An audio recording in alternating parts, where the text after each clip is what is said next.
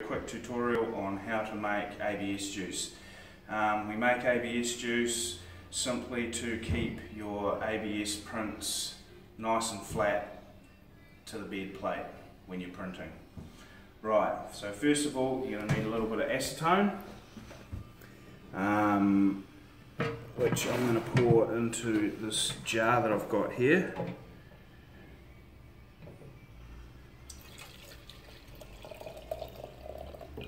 Looks like petrol.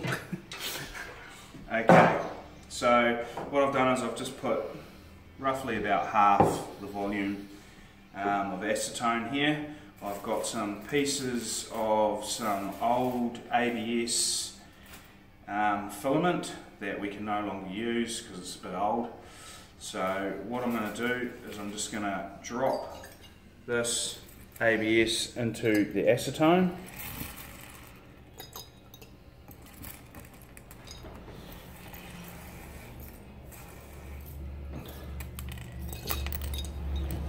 It doesn't really matter how much ABS you put in there, but it should take about, I don't know, 3 to 5 hours or even overnight to dissolve into that acetone. Now the reason why I'm putting black ABS into here is because we're going to be doing a whole lot of ABS prints over the next couple of weeks, and we don't want a different colour on the bottom of our products that we're printing out. So what I'd suggest is that you have different colours of ABS juice to be used with the different coloured filament that you're going to be using on your prints. So what we'll do is we'll come back once that's dissolved and we'll show you how to apply it. Right, after your solution is dissolved in the acetone, what we do is we'll put it in a little bottle like this. We've had this one quite a while. Our other stuff hasn't quite dissolved yet. I tend to just shake it up, get that stuff off the bottom of it, take the lid off, and just put a little, enough on the rag just to get a nice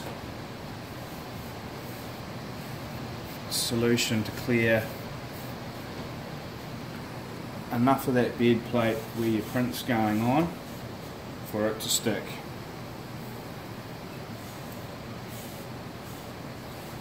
We've only got a small part going on here on these printers, so we don't really need to clear a whole lot of room.